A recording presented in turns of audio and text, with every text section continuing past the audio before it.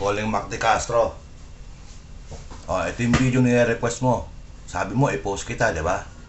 Simple-simple lang ang ginawa mo sa motor ko. Nagpa-gasket lang ako sa head. Binuksan mo yon, o bago mo buksan yun, hindi lumalagitik. Pagkatapos mong lagyan ng gasket at isara yung head, lintik na ang lagitik. Tapos yung gulong ko sa likod, pinalitan mo lang ng bearing. Aba puta, nasira yung spacer, nasira yung yung caliper ng preno ko. Pati yung brace ng caliper, baluktot. Pati yung display ko, baluktot. Paano? Kulang yung spacer na nilagay mo sa gulong ko. Hindi mo binalik lahat ng spacer. O ngayon, ito yung video, di ba?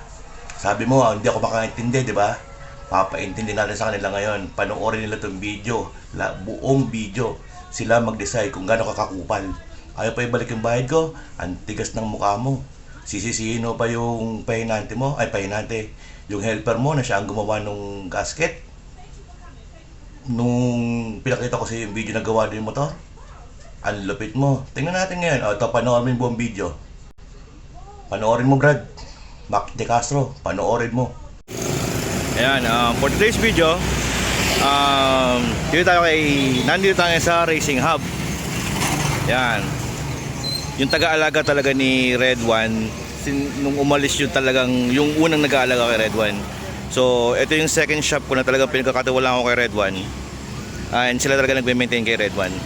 Ngayon, one time, nagpunta ako kay Mac. Kasi marami kitiwala sa kanya sa group. So, sinubukan ko siya. Gusto ko ipa-refresh yung motor. So, nagpunta ako kay Mac. Ngayon, sabi ni Mac, hindi naman kailangan i-refresh yung motor kasi okay naman daw. So, goods. So, sabi ko na lang, sige, may nagtutulo sa makina. Papalitan na lang ng gasket. Kasi tumutulo sa ilalim, tapos may tulo sa head. So, napalitan niya yung bushing kasi nakita niya, bushing ng engine sprocket at saka bushing ng sensor ng cambio.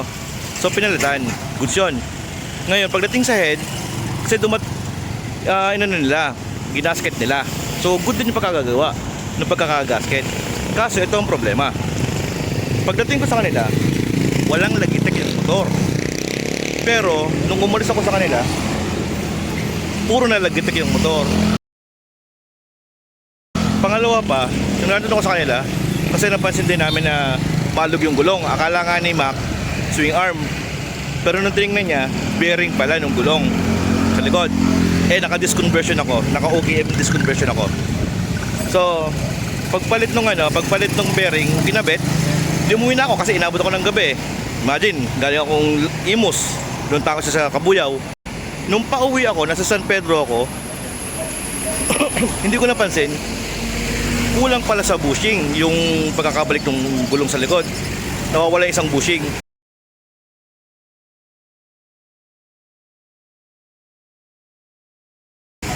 Kaya yung preno ko,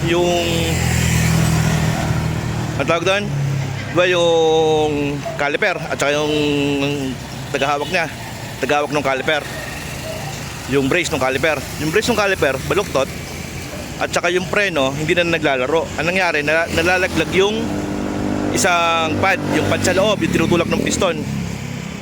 So, buti nilang kamo, may nadaanan ako na mekaniko na bukas pa ng alas 11, alas 12 sa San Pedro. Pauwi ako noon, galing ako sa kanila kasi hindi ko na napansin So, ayun, nagpagawa ako ng bushing at saka ginawa na lang ng paraan yung preno.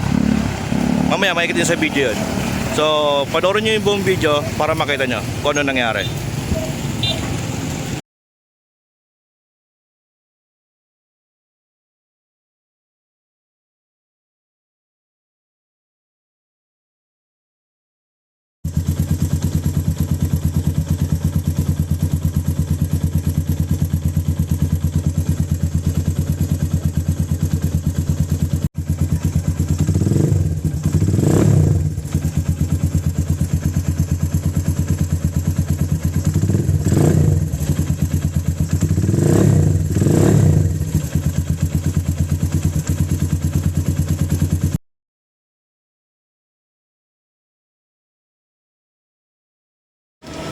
Ayan, sabi niya wala daw umakit na langis.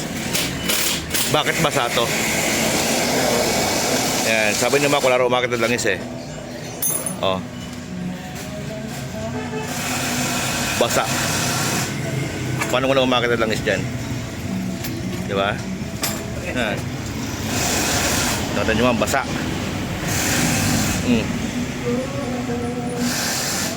Di ba? Malalaman natin yan pag binuksan na natin to kung ano talaga nangyayari.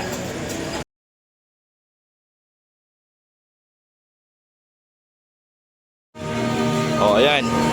May langis naman. Basa. Ayan oh. Oh. May langis naman. Sabi niya hindi raw umaakyat. May problema ba dyan? Gasgas ba? Wala naman, sir. Ito daw problema daw to eh. Gasgas daw to eh. Itong kanal na to. Kasi ang alam ko din sa kanal na to, pasukan yan eh. May butas kasi hindi sa ilalim, di ba? Ano, oil. May tama ba yung cams? Wala naman, sir. Wala, di ba? Malinis. Kasi kung may tama ito, dapat ito malalim. Hindi naman siya malalim eh, makinis. Oh, makinis, di ba? Walang malalim, makinis. Ayan, may mga langis oh. Ayan oh, basa pa nga oh. Ayan oh. Basa, ayun, may mga langis. Hindi raw umaakyat ang sabi niya. Pakatok na daw itong lagay na to. Tapos eto daw, gasgas daw to. Eh kanal to talaga para pasukan ng oil sa ilalim. Doon sa butas doon. Kaya ito maingay, sir, to. Oh, ayan oh, nag-ingay. Malawag yung timing chain, no? Oo. Yung lagatik. So, ano kaya yun? Bakit umingay nung ano? Bakit umingay nung kinabit nila ulit? May nagalaw ba sila dito? Paano ba? Maaari siya na wala sa timing chain. So, pwedeng yung pagkakakabit nilang pagbalik nila, ganyan? Paano ba? Maaari siya sa pagkakakabit nito, sir. Na nabago nila yung timing nito. Hindi sinasadyang na bago. Oh, yun. Oh, yan. Malinaw. Hindi gasket na ginamit dito. Ano lang, tape ko. Saka ayan, no? Kompleto sa langis eh. Ayan, no? Basa pa nga. May langis. May na pa ito nakaligid. Oo. May pang waiting kanina. Oo, kayo na pa nakatigil niya. Mas marami pang waiting kanina. Bumaba lang kasi kayo na pa nakahinto. So, may langis. Sabi daw niya kasi, kailangan daw, sabaw-sabaw daw dito. Boss, nagkakabit kayo yung top box. So, ayan na nga. Oh, tingnan natin ito mamaya. May bracket ka ba?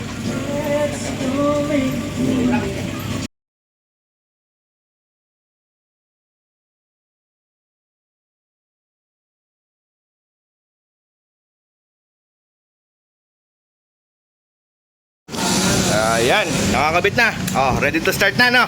Tingnan natin kung maglalagirek. Sige, pasok. Oh, katahimik, walang lagitek. Oh, asan lagitek? Wala. So, sinong mali? Di ba? Oh, tutok natin. Oh, walang lagitek. Oh, paano ngayon yan? Paano ngayon papaliwanag yan? Wala ang kalagi-lagitek. Oh, pinong-pino yung tunog. Yan ang gawa dito sa Racing Hub. Oh. Sige. Ha?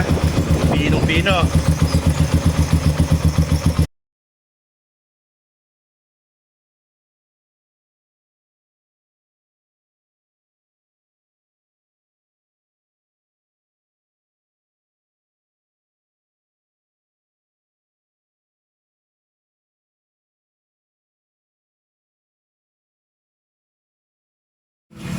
Pero ano ba itong nakuha natin kanina sa may loob ng ano?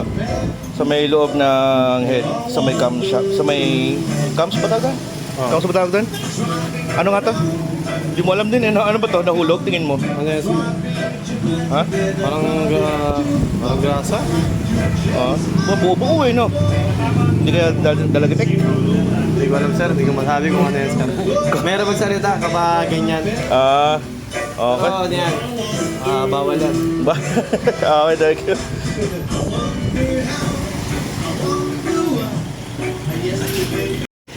So, ayan. Okay na ulit si Red One. So, start muna natin siya. Maraming ilaw. Yeah. Ay.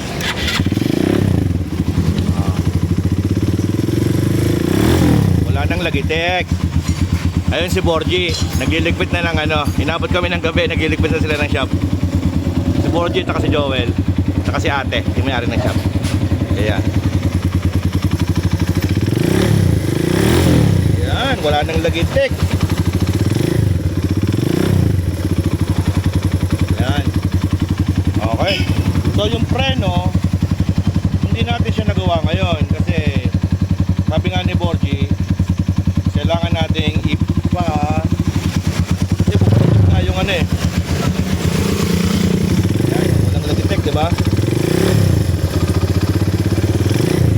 Sabi ni Borgie, eto, since bumuloktot to, hindi natin pwedeng tirahin to. Kaya nawala yung spacer eh, bumuloktot to. So ipapamachine shop natin to. Problema na naman paggawa. Yan ang mahirap. Okay, so yun lang. So kung may problema ka sa akin, pre, ano yung gagawin sa preno? Ano nangyari dun sa sa caliper? Kasi nawala yung spacer. Ano kasi siya na, wala yung spacer na disalign yung display. Yung nabeng yung display. Nabeng yung display at saka yung yung tawag doon, yung alalay ng caliper, ang tawag doon? Yung pinaka bracket nung Caliper mismo. So lahat disalign. Dahil lang sa hindi na naikabit ng tama at nawala ng spacer. Oo, sir. Buti napagawa ng bagong spacer. Pero ginawa natin ng paraan para hindi na masyadong nakagawa. Iyon. Oh, ayun. So, alam na kung saan tayo papagawa, Ayan. Baka ng Piñas, mga Cavite, dito. Re-recommend ko sa inyo yan. Racing Hub. Karsadang bago to, no? Kasadang bago to Imus. Ganyan naman, di ba? Balik sa tito. Walang vibrate, walang lagitik. Okay. Good night. Bye-bye.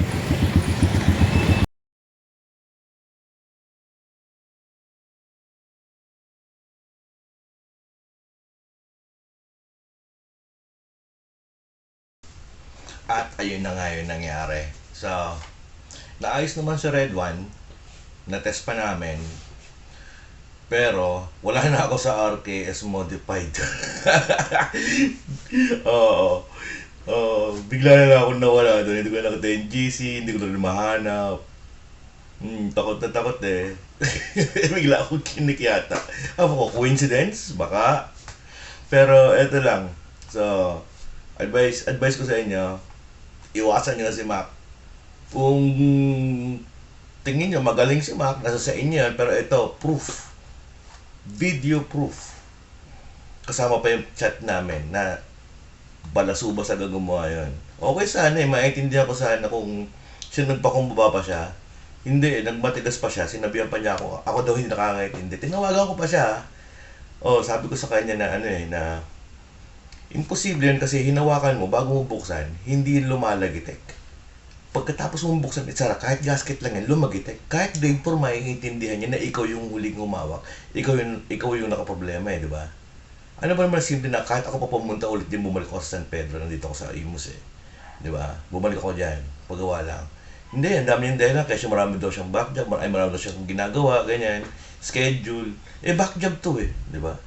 So, ayun. Kung gusto pa rin pagawa kay Mac, nasa sa inyo na yan. Pero ito, proof na simpleng gasket, hindi maayos. Malaking problema pa kaya. Pati preno ko nadamay dahil kulang sa kung ano yung tinanggal, hindi binalik lahat. Nakulan ako ng bushing, nagpasadya pa ako tuloy. Yan lang gabi buot gabi. So, eto, kung taga-Imus ka o Las Piñas ka, at madali kang makakapunta sa Cavite para hindi na lumayo at mapapaano pa naman yung motor mong RKS, dun tayo sa Racing Hub. Kilala ko na yan. So, pag pumunta kayo doon sa Racing Hub, sa kalsadang bago to lang yan, mamaya ipopost ko dito.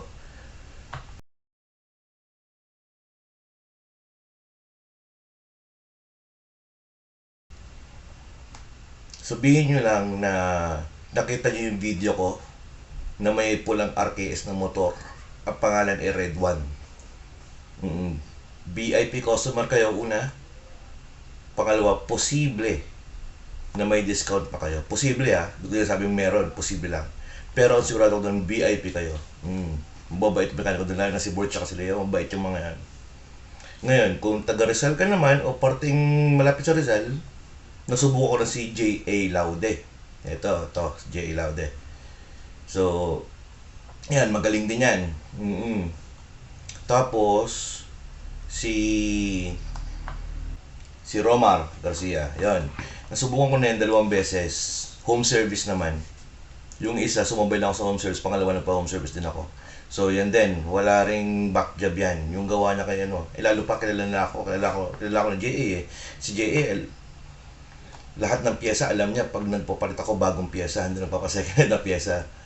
Tapos si Romar, yan. Alam niya kung gaano ako sensitive sa makina ng motor. Wala akong problema sa itsura ng motor. Makina ang ano ko. Alam niya kung gaano ako sensitive sa motor. Ayoko nang may mga ganito, ganyan, lagitik. So yun, ingat kayo kay Mac.